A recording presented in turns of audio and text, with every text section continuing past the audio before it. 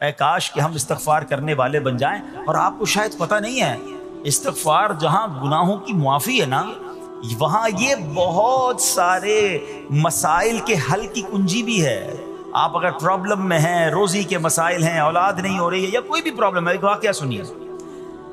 حضرت امام حسن بصری رحمۃ اللہ تعالی، بہت بڑے بزرگ ہیں، ایک شخص آیا، آ کر کہتا حضور بارش نہیں ہو رہی ہے، قحط کی پوزیشن آ گئی ہے، بارش نہیں ہو رہی، دعا فرمائیں کہ وظیفہ عطا فرمائیں۔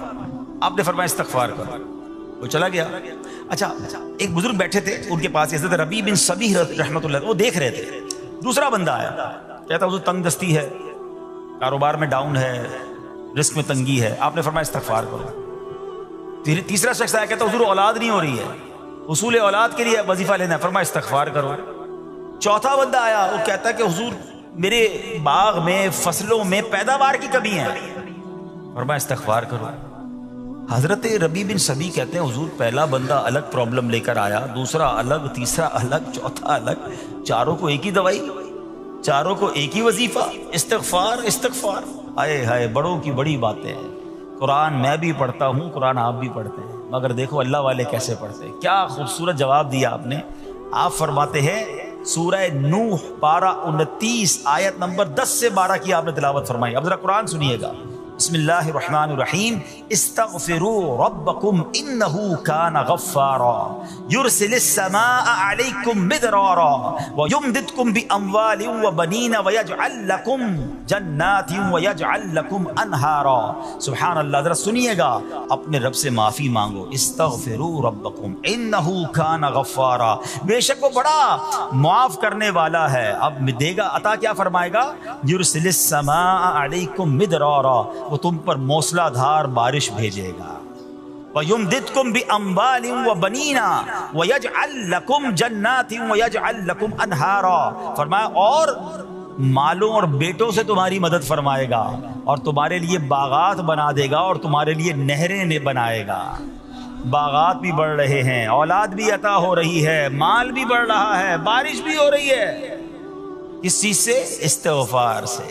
تو استغفار یہ آپ کے بہت سارے پرابلمز کا حل ہے، مسائل کا حل ہے۔ بس اپنی زبان استغفار سے تر رکھیں۔ اچھا، پھر اس میں تھوڑی سی شرمندگی بھی ہو، ایسا نہیں کہ استغفار بھی ہو رہا ہے اور دماغ کہیں اور ہے، مسکرا بھی رہے ہیں، ہنس بھی رہے ہیں، اور استغفر اللہ، کسی سے معافی مانگتے ہوئے ہنستا ہے کیا بندہ؟ استغفر اللہ ربی من کل ذنب واتوب الیہ، یا اللہ میں اپنے سارے گناہوں سے تجھ سے معافی مانگ رہا ہوں۔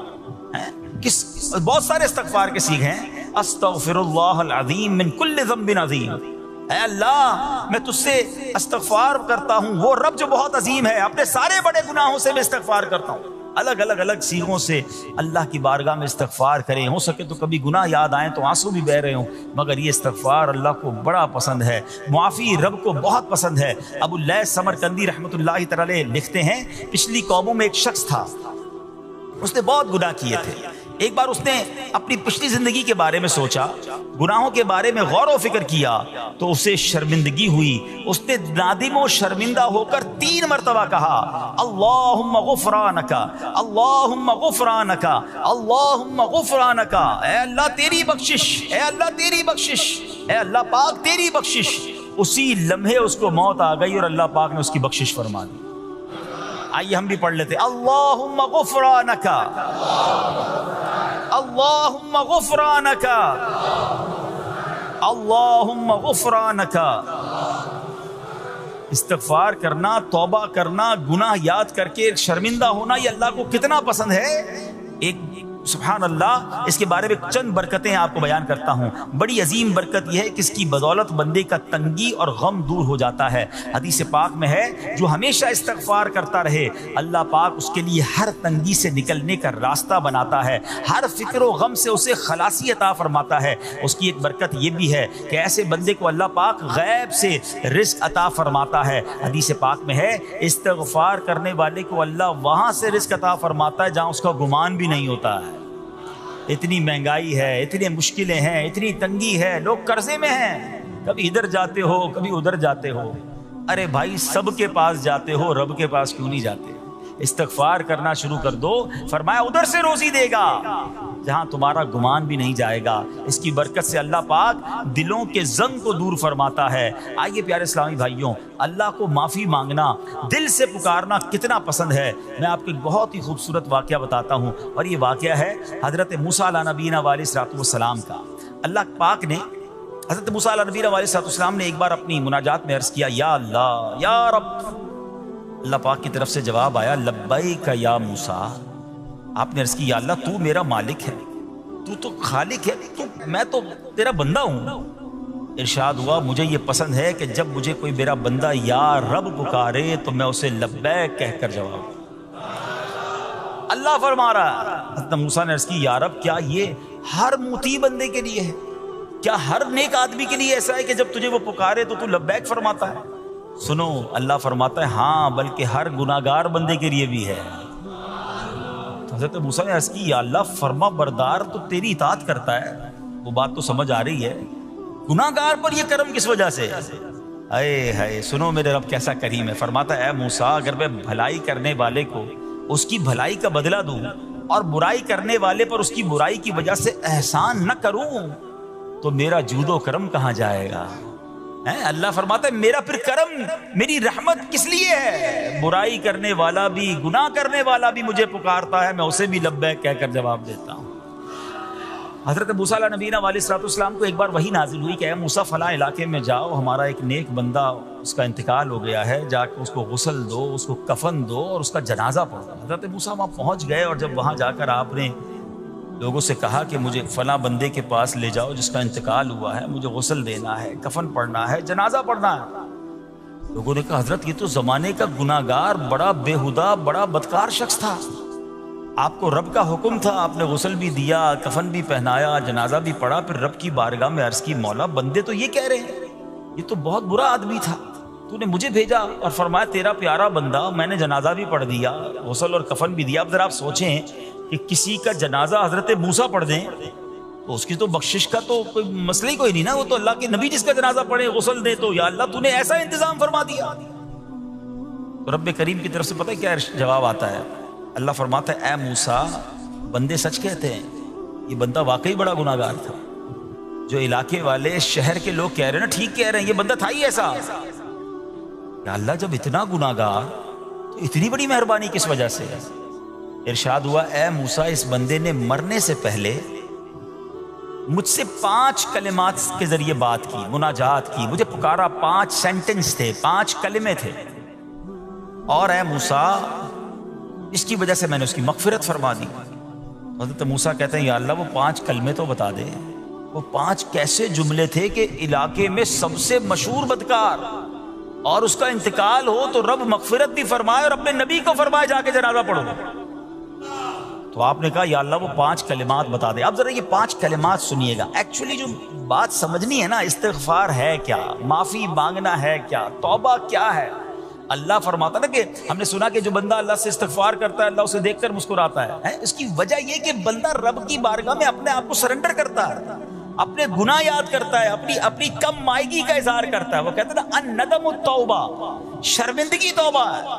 شرمندہ ہو جائے نا انسان. دنیا میں پتہ کیا معاملہ ہے، ہم کسی عدالت میں جا کر کہہ دیں ہم نے جرم کیا ہے، اقبال جرم، ٹھیک ہے، تو کیا ہوتا ہے، جج کہتا ہے پھر اس کو گرفتار کرو اور سزا سناؤ. بندہ خود ہی مان رہا ہے، گواہوں کی ضرورت کیا ہے. دنیا کی عدالت میں اقبال جرم پر سزا ملتی ہے. میرے رب کی رحمت کی عدالت دیکھو، بندہ وہاں جا کر اقبال جرم کر لے، شرمندہ ہو جائے، معافی مانگ لے، اللہ اس کے سارے گناہ معاف فرما دیتا ہے. یہ فرق ہے دنیا والوں میں اور رب کی عدالت میں. سبحان اللہ. وہ حضرت موسیٰ کہتے ہیں یا اللہ وہ 5 کلمے بتا، اور بتائے گئے تو وہ 5 کلمے سنیے گا ذرا. وہ بندہ کہتا ہے مرنے سے پہلے، اے رب تو جانتا ہے میں نیکوں سے محبت کرتا ہوں اگرچہ خود نیک نہیں ہوں. یا رب تو جانتا ہے میں فاسقوں سے بغض رکھتا ہوں اگرچہ میں خود فاسق ہوں. سمجھ رہے بات؟ اے اللہ نیکوں سے پیار کرتا ہوں، مجھے پتا ہے میں خود نیک نہیں ہوں. میں گناہ گاروں سے نفرت کرتا ہوں حالانکہ میں خود بھی گناہ گار ہوں. کہیں بھی اپنی بڑائی نہیں ہے، میں گناہ گار، میں بدکار، مگر اللہ میں پیار کرتا ہوں نیک لوگوں سے. تیسرا جملہ کیا تھا، یا رب اگر مجھے معلوم ہو جائے کہ میرے جنت میں داخل ہونے سے تیری ملکیت میں کوئی کمی آ جائے گی تو اے اللہ میں تجھ سے پھر جنت کا سوال کرنا چھوڑ دوں گا۔ مجھے یہ پتا ہے یا اللہ تو نے مجھے جنت میں داخل کیا نا، تیری جنت میں کوئی کمی نہیں آئے گی، بہت بڑی ہے، ہم مجھے داخل بھی کرنے سے تیرا کچھ نہیں جائے گا، اگر کچھ جاتا ہوتا تو یا اللہ میں جنت تیرے سے مانگنا چھوڑ دیتا۔ چوتھا جملہ کیا ہے؟ اے رب اگر مجھے معلوم ہو جائے کہ مجھے جہنم میں داخل کرنے سے تیری ملکیت میں اضافہ ہو جائے گا تو میں پھر جہنم سے پناہ نہیں مانگوں گا۔ یعنی اگر تو تیرے ملک میں تیری شان میں اضافہ ہو رہا ہے مجھے جہنم میں ڈالنے سے، پھر تو میں نہیں کہوں گا تجھے کہ جہنم سے نکال، مگر مجھے پتا ہے تو پہلے ہی مالک ہے، تو پہلے ہی خالق ہے، سب کچھ تیرا ہے، مجھے جہنم میں ڈالنے سے تیری کوئی ملکیت میں اضافہ نہیں ہونا۔ اور آخری بات کیا کہتا ہے؟ یا رب اگر تو مجھ پر رحم نہ کرے گا تو پھر کون کرے گا؟ اللہ فرماتا ہے اے موسیٰ میں نے اس پر رحم کیا، یہ میرے کرم کے لائق تھا، میرے کرم کے لائق نہیں تھا کہ میں اسے ناکام لوٹا دیتا۔ جب اس نے یہ کلمات کہے تو میں نے اسے درگزر فرمایا، اس کی مغفرت فرما دی، اور میں ہی بخشنے والا مہربان ہوں۔ تو اے میرے پیارے اسلامی بھائیوں، آج وہ کام سیکھ کے جانا ہے، سمجھ کے جانا ہے، جس کو جو بندہ کرتا ہے تو رب کی رحمت گویا مسکراتی ہے۔ وہ یہ ہے کہ اللہ سے معافی مانگتے رہیں، استغفار کرتے رہیں، اللہ کو راضی کرنے کی کوشش کرتے رہیں، اپنے گناہوں پر ندامت رکھیں کہ جو معافی مانگتا ہے نا اللہ اسے بہت پسند فرماتا ہے۔ حدیث پاک میں آتا ہے التائب من الذنب کمن لا ذنب له، گناہوں سے توبہ کرنے والا ایسا ہے جیسا اس نے گناہ کیا ہی نہیں ہے۔ اچھا اب ایک اور بہت پیارا عمل جس کو دیکھ کر اللہ مسکراتا ہے، وہی میں نے جو تفسیر بتائی کہ اللہ کی رحمت راضی ہو جاتی ہے اور اللہ کی رحمت برستی ہے، رب راضی ہو جاتا ہے۔ نبی پاک علیہ الصلوۃ والسلام نے فرمایا 3 بندے ہیں اللہ پاک انہیں دیکھ کر مسکراتا اور کیا ہوتا ہے؟ فرمایا اور بہت خوش ہوتا ہے۔ اب وہ 3 بندے کون سے ہیں؟ چیک کر لیں ہم ان میں ہیں کہ نہیں۔ فرمایا نمبر 1 وہ بندہ جو رات کو اٹھے، بستر چھوڑے، اچھی طرح وضو کرے، پھر نماز پڑھنے کھڑا ہو جائے، اسے دیکھ کر اللہ پاک فرشتوں سے فرماتا ہے اے فرشتوں بتاؤ میرے بندے کو نیکی پر کس نے اکسایا ہے؟ فرشتے عرض کرتے ہیں مولا تو بہتر جانتا ہے۔ اللہ پاک فرماتا ہے ہاں میں جانتا ہوں مگر تم مجھے بتاؤ۔ فرشتے عرض کرتے ہیں اے مالک کریم تو نے اسے ایک چیز یعنی جہنم کا خوف دیا ہے، یہ اس سے ڈرتا ہے۔ اے اللہ تو نے ان کو ایک چیز جنت کی امید دلائی ہے، یہ اس کی امید رکھتا ہے۔ اے اللہ یہی خوف اور امید ہے جس نے اسے رات کی نیند قربان کر کے تیرے حضور کھڑے ہونے پر ابھارا ہے۔ اب اللہ پاک فرماتا ہے اے فرشتوں گواہ ہو جاؤ یہ جس چیز سے ڈرتا ہے یعنی جہنم سے ڈرتا ہے، میں نے اپنے اس بندے کو اس سے امن بخشا، اور جس کی امید رکھتا ہے یعنی جنت کی، میں نے جنت اس پر واجب کر دی۔ رات اٹھ کر جب دنیا سوئی ہو بندہ اٹھ کر تہجد کی نماز ادا کرے، اللہ کی بارگاہ میں آنسو بہائے، اللہ فرشتوں کے سامنے گویا فخر فرماتا۔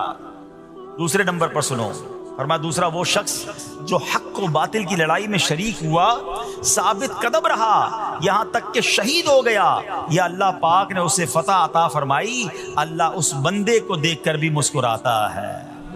جہاد کرنے والے مجاہدین یا تو شہید ہو جائیں یا غازی ہو کر لوٹے اللہ کی رضا کے لیے، اللہ کی رحمت ان پر بھی چھما چھم برستی ہے۔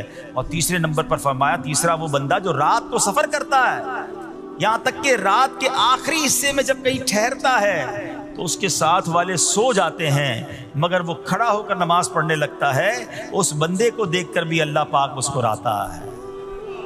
اجتماعی عبادت کے بڑے فائدے ہیں، اجتماع میں آنا، محفل میں آنا، دعا میں شرکت کرنا بہت اچھی بات ہے، مگر اپنی عادت ایسے بھی بنائیں کہ کچھ عبادتیں ایسی کریں کہ میں جانوں اور رب جانے۔ یہ جو رات اٹھ کر دعا کا لطف ہے، رات اٹھ کر جو نماز پڑھنے کا لطف ہے نا، جب ساری دنیا سو رہی ہے اور بندہ اپنے رب کی بارگاہ میں حاضر ہے۔ علماء کہتے ہیں دن کے نوافل کے مقابلے میں رات کے نوافل افضل ہیں، کیونکہ رات سکون ہوتا ہے، رات رقت قلبی ملتی ہے، سبحان اللہ رحمت الہی چھما چھم برستی ہے۔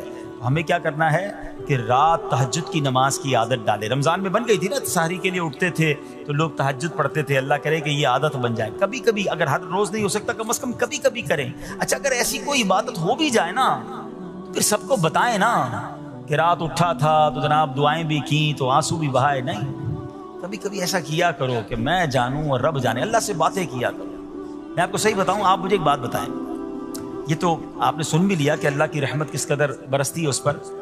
زندگی میں بھی جب کبھی ہم پریشان ہوں اور رات نیند نہ آئے، کبھی کبھی ایسا ہوتا ہے پریشانی میں نیند نہیں آتی، کروٹیں بدل رہا ہوتا ہے انسان، اور اس کروٹ بدلتے بدلتے میں آپ کی جب والدہ حیات ہوگی یا ماشاءاللہ جن کے پاس ماں موجود ہے، ماں جیسی ہستی کہاں ملتی ہے پھر. ایک بار اور سن لو، دنیا کی بہت ساری چیزیں میرے اور آپ کے پاس ہیں جو ریپلیسیبل ہیں، جو بدلی جا سکتی ہیں. موبائل فون لیتے ہیں بڑی خوشی سے لیتے ہیں، مگر نیا ماڈل آتا ہے تو لوگ بدل دیتے ہیں. سواری لیتے ہیں بڑی خوشی ہوتی ہے، مگر جب نئی سواری آتی ہے تو ریپلیس بدل دیتے ہیں. ماڈل نیا آ گیا بھائی، اب وہ پرانی لگتی ہے. مگر یاد رکھو، ماں باپ چلے جائیں نا، اس کے بعد ماں باپ دوبارہ نہیں ملتے. ان کا کوئی نیا ورژن یا نیا ماڈل نہیں ہے تو ان کی قدر کر لو، ان کی دعائیں لے لو. تو بہرحال آپ کبھی کبھی تکلیف میں ایسا ہوا ہو کہ رات کو نیند نہ آئی ہو، بے قرار ہو کر ماں کے پاس گیا، آنکھوں میں آنسو لے کر کہ ماں میں پریشان ہوں، بیمار ہوں، یا قرضے میں ہوں، یا فلاں پرابلم ہے. ماں نے کیا کیا تھا؟ کروٹ بدل کر سو گئی تھی کہ بیٹا تو جان تیرا کام جانے، یا ماں خود بھی بیدار ہو گئی، سینے لگایا اور دعا کرنا شروع کر دی. بھائی ہم روئے تو ماں بھی روئی. یہ ہے نا ماں. میری تکلیف، ایسا لگتا ہے کہ مجھے کبھی کبھی یہ فیصلہ کرنا مشکل ہوتا تھا کہ تکلیف مجھے زیادہ ہوتی ہے میری تکلیف میں، یا میری والدہ کو زیادہ ہوتی ہے. بیمار میں ہوں، تکلیف اسے ہے، یہ رشتہ کہاں ملتا ہے؟ مگر مجھے ایک بات بتاؤ، جب میری تکلیف پر رات نیند چھوڑ کر، بستر چھوڑ کر میں ماں کے پاس گیا، ماں نے سینے لگایا، تو اگر میں اپنا بستر چھوڑ کر آنکھوں میں آنسو لیے میری ماں سے مجھے کہیں زیادہ پیار کرنے والے رب کی بارگاہ میں چلا گیا، تو اس کی رحمت کیا مجھے مایوس کر دے گی؟ میری ماں کے دل میں جو ممتا ہے نا، وہ بھی میرے رب نے ڈالی ہے. تو رب کی رحمت کتنی ہوگی؟ تو کبھی کبھی اللہ کی بارگاہ میں رات کے اس پہر حاضر ہوا کرو. جو پرابلم ہے آپ کی، جو مشکل ہے آپ کی، آپ یقین کریں، آپ اللہ کی بارگاہ میں تہجد کے وقت رات کے آخری پہر آنسو بہائیں، دعائیں کریں، نوافل پڑھیں، پھر دیکھیں آپ کے دل کو تسلی کیسے ہوتی ہے. آپ کا ایمان تازہ ہو جائے گا، اور آپ نے دیکھا کہ ایسے وقت عبادت کرنے والوں سے رب کتنا راضی ہوتا ہے. اللہ کرے یہ بات ہمیں سمجھ آ جائے. اسی طرح عظیم صحابی حضرت عبداللہ ابن مسعود رضی اللہ تعالیٰ سے روایت ہے، پیارے آقا مکی مدنی مصطفیٰ صلی اللہ تعالیٰ علیہ وسلم نے فرمایا، ایک بندہ رات کو اٹھتا ہے، اچھی طرح وضو کرتا ہے، پھر اللہ پاک کی حمد کرتا ہے، اس کی بزرگی بولتا ہے، اپنے نبی علیہ الصلوۃ والسلام پر درود پڑھتا ہے، قرآن کھول کر پڑھنا شروع کر دیتا ہے. یہ وہ بندہ ہے جسے دیکھ کر اللہ پاک مسکراتا ہے اور فرماتا ہے، دیکھو میرا بندہ عبادت کر رہا ہے جبکہ اسے میرے سوا کوئی نہیں دیکھ رہا ہے. اللہ، یہ کاش ہمیں عادت مل جائے کہ ہم اکیلے میں عبادت کریں، انفرادی عبادت کریں. میں جانوں، میرا رب جانے. کبھی تلاوت کریں، کبھی درود پڑھیں، کبھی دعائیں کریں، کبھی آنسو بہائیں. سبحان اللہ، اس کا مزہ ہی اور ہے. ہاں، کبھی ایسا ہونا چاہیے. ہم محفل میں عشق رسول کے عالم میں رو بھی پڑھتے ہیں، مدینے کی یاد ہو، نعت شروع ہو تو ہماری آنکھوں میں آنسو آ جاتے، یہ بھی اچھی بات ہے. مگر کبھی کبھی رات ایسی بھی ہونی چاہیے کہ دل میں ہو یاد تیری، گوشئے تنہائی ہو. دل میں ہو یاد تیری، گوشئے تنہائی ہو، پھر تو خلوت میں عجب انجمن آرائی ہو. کبھی زندگی میں ایسی راتیں بھی آنی چاہیے. وہ ہے نا، جاگ اٹھا اشکوں کا مقدر، عشق نبی میں روتے روتے کیسی گزری رات نہ پوچھو. کبھی کبھی ایسی رات بھی گزرنی چاہیے کہ آقا کی یاد میں آنسو بہ رہے ہوں، مدینے کی یاد میں، گھر والوں کو بھی پتہ نہ چلے. ہلکی ہلکی آواز میں کبھی نعت شریف لگا لیا کریں، کبھی مناجات لگا لیا کریں. ہم پتہ نہیں کیا دیکھتے دیکھتے سوتے ہیں. کاش انہی تصورات میں آنکھیں بند ہوں کہ میں سو جاؤں یا مصطفیٰ کہتے کہتے، میں سو جاؤں یا مصطفیٰ کہتے کہتے، کھلے آنکھ صلی علی کہتے کہتے. جو مدینے کے تصور میں سوتے ہیں نا، پھر خواب میں زیارت بھی کر لیتے ہیں. خواب کا ایک فینومینا یہ بھی ہے، آپ جس چیز کے بارے میں سوچتے ہوئے سوتے ہیں نا، عموماً گندی باتیں دیکھ کر، گندی چیزیں دیکھ کر سوتے ہیں، پھر ایسے ڈراؤنے خواب بھی آتے ہیں، انہیں ٹینشن بھی آتی ہے. فلموں میں بھی ماردار دیکھی، خواب میں بھی لڑائی جھگڑے دیکھ رہے ہیں. جو مدینے کی یادوں میں سو رہا ہے، جو باوضو سو رہا ہے، جو اللہ کا ذکر کر کے سو رہا ہے، جو نوافل پڑھ کے سو رہا ہے، پھر دیکھو خواب میں بھی کہاں کہاں کی سیر کرے گا انشاءاللہ. تو اپنی خلوتوں کو اچھا کریں، اپنے اکیلے وقت کو بھی خوبصورت کریں، آنسو بہائیں. اور سبحان اللہ، تہجد پڑھنے والوں کے چہروں پر نور بھی آ جاتا ہے. ہاں، یہ ایک الگ نعمت انہیں ملتی ہے، اللہ نصیب فرما دے. اچھا، ایک اور خوبصورت کام ہے، اللہ کریم جنہیں دیکھ کر مسکراتا ہے. فرمایا، حضرت ابو سعید خدری رضی اللہ عنہ فرماتے ہیں، رسول ذی شان مکی مدنی سلطان صلی اللہ تعالی علیہ وسلم نے فرمایا 3 بندوں کو دیکھ کر اللہ پاک مسکراتا ہے۔ وہ قوم جو نماز میں صفیں سیدھی کرتی ہے، اور وہ بندہ جو اللہ پاک کی راہ میں جہاد کرتا ہے، تیسرا وہ بندہ جو رات کے اندھیرے میں عبادت کرتا ہے، انہیں دیکھ کر اللہ پاک مسکراتا ہے۔ جہاد والی بات اور رات والی عبادت کی بات تو ہو گئی، اب اس میں نئی بات سیکھنے کو ملی، صفیں درست کرنے والی۔ اب روز نماز پڑھ رہے ہیں، صفیں درست نہیں کر رہے ہوتے، امام صاحب کہہ کے تھک جاتے ہیں، کاندھے سے کاندھا ملائیں، صفوں کو سیدھا کریں۔ صفوں کو سیدھا کرنے والوں کو دیکھ کر رب کی رحمت مسکراتی ہے، رحمت برستی ہے۔ اب یہ کتنا آسان کام ہے، مگر اس کی طرف بھی توجہ نہیں ہوتی ہے۔ یاد رکھیے کہ صفیں سیدھی کرنا یہ بڑی نیکی ہے، اور اللہ کرے کہ ہم اس پر عمل کرنے والے بنیں۔ اور صفیں درست نہ کرنا ترک واجب، ناجائز اور گناہ ہے۔ سیدھی صفیں نہیں کرتے، نہیں، ناجائز کرتے ہیں، گناہ کرتے ہیں۔ صف درست نہ کرنے سے نماز ناقص رہ جاتی ہے۔ اور یہ بعض اوقات لوگ کہتے ہیں یار ہمیں اس نماز میں وسوسے بہت آتے ہیں، تو روایتوں میں آتا ہے صف درست نہ کرنا نماز میں وسوسے آنے کا سبب ہے۔ صفیں ٹھیک نہیں ہوں گی نا، عجیب عجیب سی باتیں دماغ میں آئیں گی۔ کیوں؟ حدیث پاک میں آتا ہے شیطان تمہارے درمیان بھیڑ کے بچے کی طرح گھس جاتا ہے، شیطان صفوں میں گھس جاتا ہے۔ صف سیدھی نہ کرنے میں چہرہ بگڑنے کا اندیشہ ہے۔ اے ہائے، اب ذرا غور کر لیجئے یہ کتنا ضروری ہے۔ قرآن کریم میں ایک سورت ہے سورہ صافات، اس مبارک سورت کی پہلی آیت میں اللہ پاک نے فرمایا وَالصَّافَّاتِ صَفًّا، ان کی قسم جو باقاعدہ صفیں باندھے ہوئے ہیں۔ حضرت عبداللہ ابن مسعود فرماتے ہیں یہاں صفیں باندھنے والوں سے مراد فرشتے ہیں۔ حضرت جابر بن سمورہ رضی اللہ تعالیٰ عنہ فرماتے ہیں ایک دن پیارے آقا مکی مدنی مصطفیٰ صلی اللہ تعالیٰ علیہ وسلم تشریف لائے اور فرمایا تم ایسے صف کیوں نہیں بناتے جیسے فرشتے صفیں بناتے ہیں؟ ہم نے عرض کی یا رسول اللہ صلی اللہ تعالیٰ علیہ وسلم فرشتے کیسے صف بناتے ہیں؟ فرمایا پہلے اگلی صف مکمل کرتے ہیں اور خوب مل کر کھڑے ہوتے ہیں۔ سبحان اللہ، مبارک ہو ان مسلمانوں کو جو صفیں سیدھی کرتے ہیں، اچھی طرح کاندھے سے کاندھا ملاتے ہیں، گویا یہ فرشتوں کا کام کر رہے ہیں، فرشتوں والا کام کر رہے ہیں۔ تفسیر طبی میں ہے فاروق اعظم رضی اللہ عنہ کا یہ معمول تھا، جب نماز پڑھانے لگتے تو نمازیوں کو فرماتے صفیں سیدھی کر لو، اے فلاں ذرا آگے ہو جاؤ، اے فلاں ذرا پیچھے ہو جاؤ، پھر فرماتے بے شک اللہ پاک تمہیں فرشتوں کی طرح دیکھنا پسند فرماتا ہے۔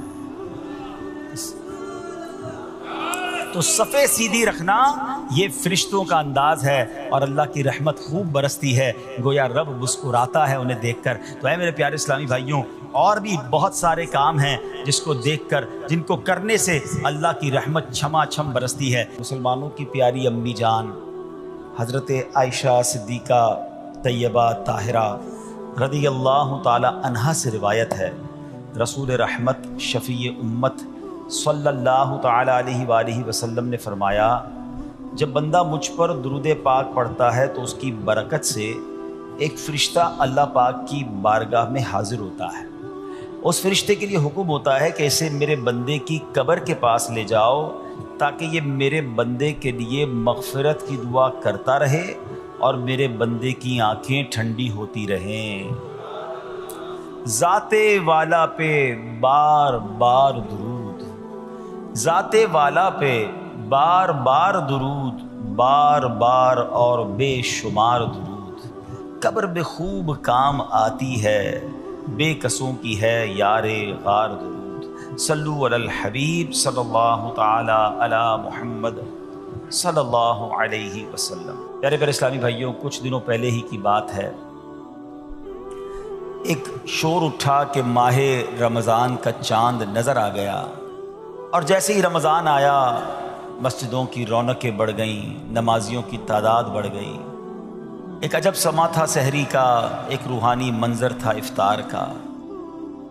نوجوان، بوڑھے، بچے، اسلامی بہنیں سبھی عبادت میں مشغول ہو گئیں۔ دیکھتے ہی دیکھتے عشرہ رحمت گیا، عشرہ مغفرت آیا، وہ بھی جدا ہوا۔ ہمیں لگا کہ ہم عشرہ رحمت اور عشرہ مغفرت میں ویسی عبادت نہیں کر سکے، اب آخری عشرے میں خوب عبادت کر لیں گے، طاق راتیں بھی ہیں، مگر غفلت میں وہ آخری عشرہ بھی گزار دیا۔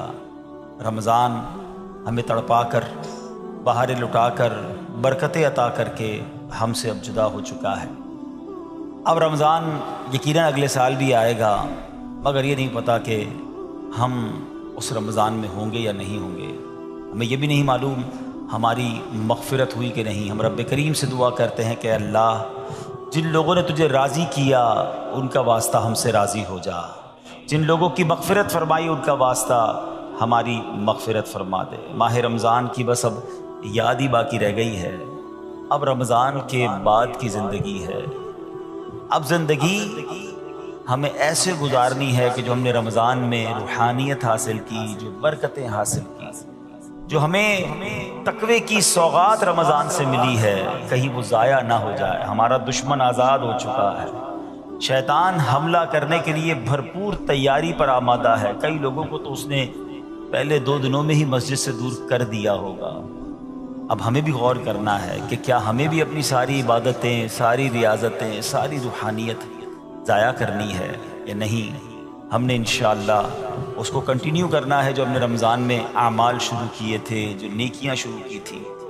بڑی پیاری ایک حدیث پاک ہے کہ رمضان وہ مہینہ ہے، من قام رمضان ایمانا و احتسابا غفر له ما تقدم من ذنبه.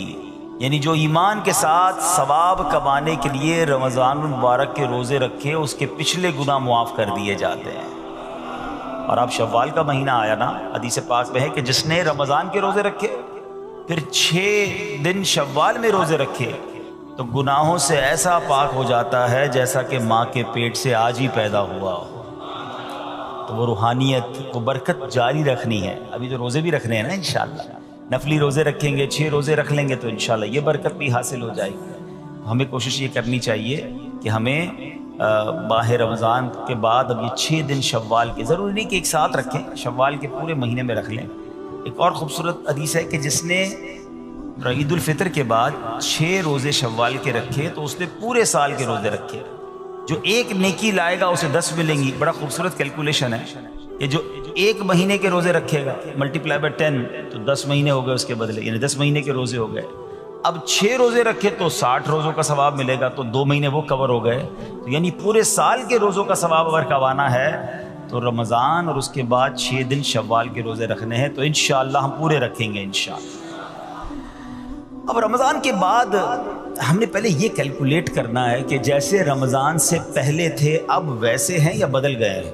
اگر کسی کی رمضان سے پہلے بھی نمازیں قضا ہو رہی ہیں اور جیسے ہی رمضان گیا پھر قضا ہو رہی ہیں، رمضان سے پہلے بھی جھوٹ تھا، ماہ رمضان گزارا اب پھر جھوٹ ہے، رمضان سے پہلے بھی حرام روزی تھی، رمضان گزارنے کے بعد دوبارہ شوال سے وہی حرام روزی شروع ہو گئی ہے، تو پھر اس کا مطلب رحمت کی بارش میں وہ نہایا نہیں ہے، اس کی زندگی میں کوئی بدلاؤ آیا نہیں ہے. رمضان تو بدلنے آیا تھا، ایک نئی زندگی دینے آیا، لیکن دیکھنا یہ ہے کہ کیا ہمیں وہ نئی زندگی ملی یا ہم پھر اسی پرانی روٹین پر، وہی گناہوں بری عادتیں، وہی بری عادتیں، وہی نگاہوں کے گناہ، وہی زبان کے گناہ، وہی کانوں کے گناہ. یہ غور کرنا ہے. اتنا بڑا انعام ملنے کے بعد بندے کو بدلنا چاہیے. مہینہ بندہ کہتے ہیں نا کسی بیماری سے نکل کر آتا ہے تو بندہ کہتا ہے نہیں یار اب یہ کام نہیں کرنے، بیماری کے بعد مجھے پتہ چلا کہ کتنا مشکل ہے، میں نے یہ والے کھانے نہیں کھانے، میں نے یہ والے، یعنی کسی بھی جگہ ایک مہینہ کوئی گزار لے، چاہے وہ ہاسپٹل میں گزار لے، چاہے کسی اچھی صحبت میں گزار لے، چاہے کہیں اچھے کہتے ہیں نا انسٹیٹیوٹ میں گزار لے، تو اس کی زندگی میں خوب بڑا امپیکٹ آ جاتا ہے، زندگی بدل جاتی ہے. ہمیں تو پورا مہینہ رحمت کے سمندر میں رکھا گیا تھا، رحمت کی بارش میں رکھا گیا تھا. صبح بھی رحمت، شام بھی رحمت، افطار بھی رحمت، سحری بھی رحمت، دعائیں قبول ہو رہی تھیں، راتوں کو ایک عجب رونق تھی. ماشاءاللہ ہزاروں لاکھوں عاشقان رسول نے، بلکہ آل اوور دا ورلڈ دیکھے تو شاید کروڑوں لوگوں نے اعتکاف کیا. اب اعتکاف کرنے کے بعد بھی نہ بدلا، مسجد میں آنے جانے کے بعد بھی نہ بدلا میں، اور پھر ویسے ہی ہو گیا، تو پھر قصور کس کا ہے؟ قصور تو پھر میرا ہوا نا. یاد رکھیے قصور بارش کا نہیں ہوتا، زمین کا ہوتا ہے. رحمت کی بارش تو برسی، جو زمین نرم تھی اس نے پھول اگا دیے، جو زمین زرخیز تھی اس نے کھیت اگا دیے، اور جہاں پہلے ہی گندگی تھی تو بارش کی وجہ سے وہاں کیچڑ ہو جاتا ہے. بندہ بعض اوقات کہتا ہے یار وہ روحانیت نہیں رہی ہے، ہم اجتماع میں جاتا ہوں تو وہ لطف نہیں آتا، دعا میں وہ آنسو نہیں بہتے ہیں، پہلے بہت لطف تھا اب وہ کم ہو گیا ہے. کم کچھ بھی نہیں ہوا ہے. دل کی بستی خراب تو نہیں ہو گئی ہے، دل کی بستی خود تو نہیں اجاڑ لی ہے. میر اہل سنت لکھتے ہیں نا، بات اسیاں سے میں نے بگاڑی، دل کی ہاتھوں سے بستی اجاڑی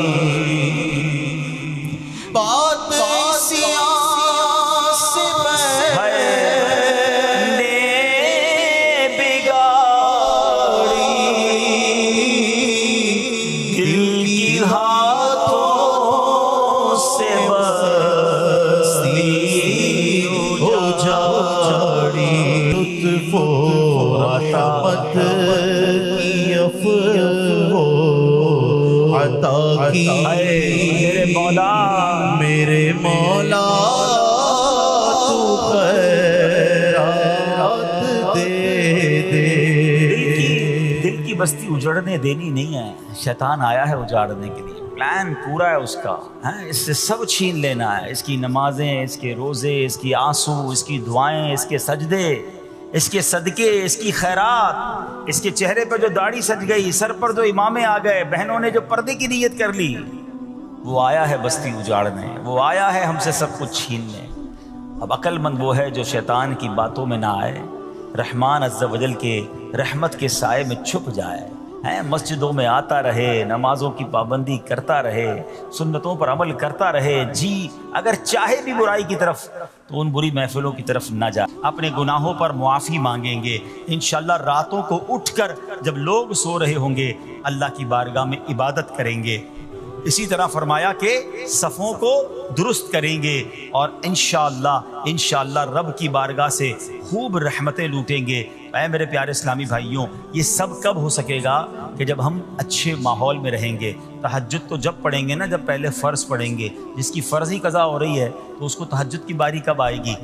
استغفار تو جب کرے گا جب ایسے ماحول میں آئے گا کہ جہاں گناہوں کو یاد دلا کر معافی مانگنے کا ہمیں انداز اور اس کی فکر دی جائے. تو آج کے اس پرفتن دور میں دعوت اسلامی کا یہ پیارا ماحول آپ کے سامنے ہے. اس ماحول سے وابستہ رہیں. ہفتہ وار اجتماع میں، مدنی قافلوں میں، ہفتہ وار مدنی مذاکرے میں شرکت کرتے رہیں گے تو انشاءاللہ ان نیکیوں کا جذبہ بھی ملتا رہے گا اور انشاءاللہ ایسے کام کرنے میں اللہ کرے کامیاب ہو جائے. تصور ہی کتنا پیارا ہے. یقین کریں میں آپ شاید پتہ نہیں وہ فیلنگ آپ کو محسوس ہو رہی ہے کہ نہیں. یہ تصور ہی کتنا پیارا ہے کہ کبھی میں کوئی ایسا عمل کر لوں کہ رب کی رحمت مجھے دیکھ کر مسکرا دے. اللہ راضی ہو جائے، اللہ خوش ہو جائے. اور کیا چاہیے؟ میری تو زندگی کا حاصل ہو گیا نا. تو اب یہ 3-4 کام آپ نے سن لیے ہیں، اس کو عمل کرنا شروع کر دیں. اللہ کریم سے دعا کرتا ہوں کہ رب کریم اپنی رضا والے کام ہمیں بڑھ چڑھ کر کرنے کی توفیق عطا فرمائے. اللہ پاک ہم سب کو عمل کرنے کی توفیق عطا فرمائے. صلو علی الحبیب.